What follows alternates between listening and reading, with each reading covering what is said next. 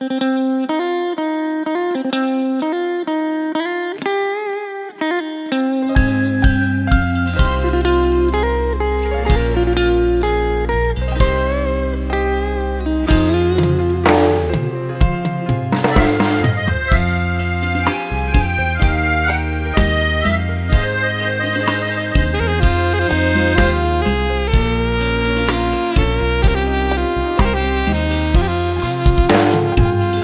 ู่นำกันมา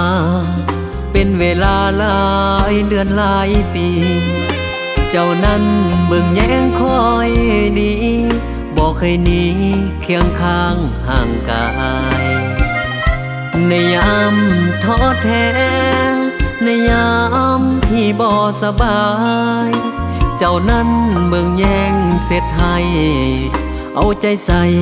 บ่ได้เสยสาแต่สิ่งตอบแทนที่มอบให้แฟนวันนี้คือการนอกใจคนนี้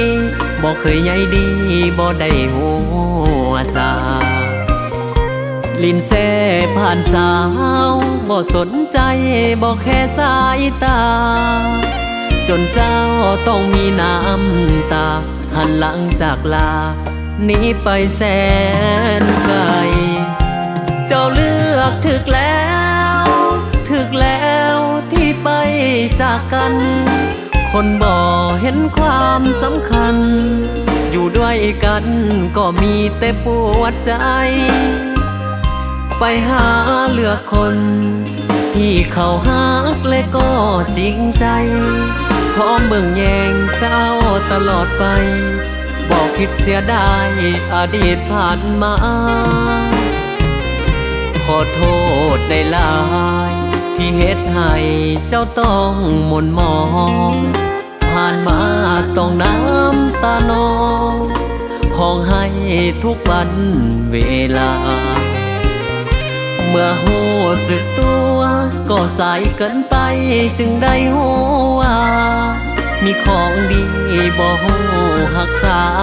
ก็สมนำหน้าบักคนหลายใจ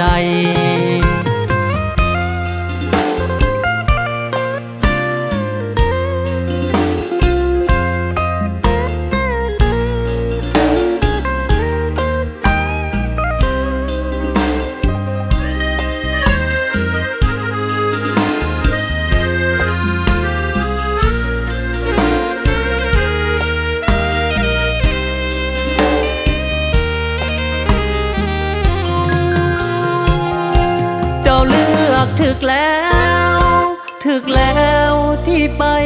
จากกันคนบ่เห็นความสำคัญอยู่ด้วยกันก็มีแต่ปวดใจไปหาเลือกคนที่เขาฮักและก็จริงใจพร้อมเบิ่งแยงเจ้าตลอดไปบอกคิดเสียดายอดีตผ่านมาขอโทษได้หลายที่เฮ็ดให้เจ้าต้องหม่นมองผ่านมาต้องน้ำตานอง